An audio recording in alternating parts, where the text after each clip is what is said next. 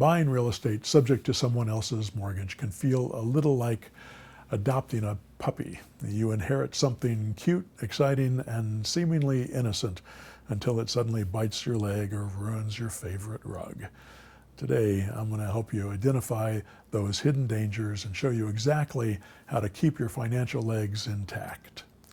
I'm Joe Crump, and over the last 35 years, I've navigated more real estate deals than I care to admit, some smoother than others.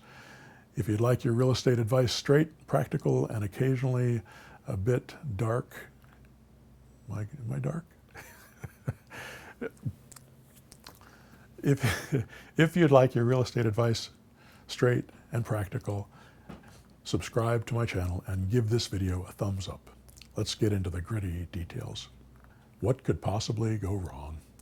Buying a property subject to the existing mortgage can be incredibly profitable, but let's not kid ourselves. There are potential pitfalls.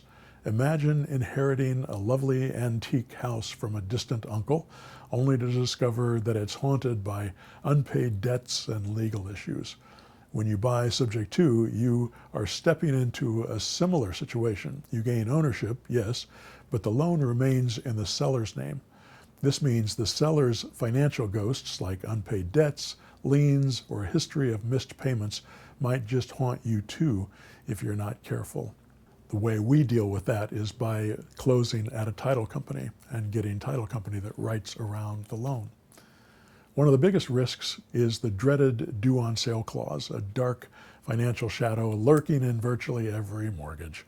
This clause allows banks to call the entire mortgage due immediately if they discover the property has been transferred. Sounds scary? It should. It's like a sudden storm on an otherwise sunny day. But before you panic, banks rarely invoke this clause if payments are current.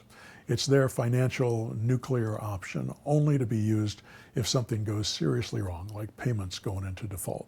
Still, knowing this clause exists and how to manage it is crucial. We've done this type of financing many, many times, thousands of times over the last 35 years, and we've never had a bank call the due on sale clause on us before. Another hidden snag is relying on your seller's continued good behavior. Yes, their credit history still matters since the loan remains under their name. If your seller racks up debt, declares bankruptcy, or decides to vanish to a remote island paradise, creditors might start knocking, adding unnecessary complications to your life.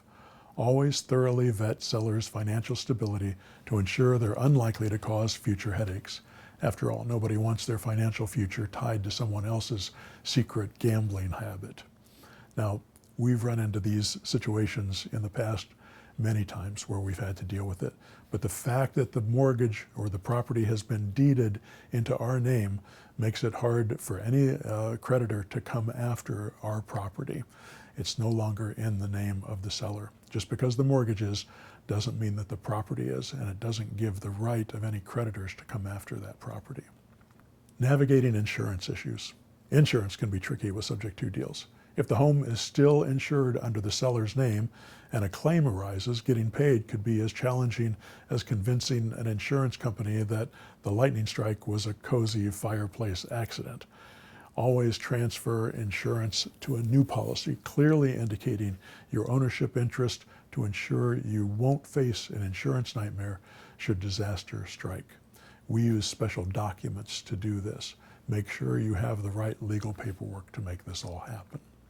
Navigating these risks might sound daunting, but it doesn't have to be. My ZeroDownInvesting.com coaching program walks you step by step through the process of protecting yourself and successfully completing profitable subject to deals. From due on sale clauses to seller vetting, you'll master every aspect. Click on the link below and you can find out more about it.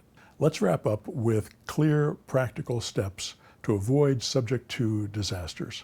First, use explicit lawyer-approved documentation outlining all responsibilities.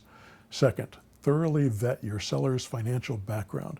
Think of it as financial espionage, but totally legal. Lastly, ensure timely payments to keep the due on sale clause at bay, because the last thing you need is a surprise financial apocalypse. There you have it, the hidden snags of subject to deals exposed. Drop your thoughts or any horror stories you've experienced below in the comments. Don't forget to subscribe, hit the notification bell, and like this video, unless you prefer learning your lessons the hard way, like I did. Until next time, stay smart, stay safe, and may your real estate deals always be profitable.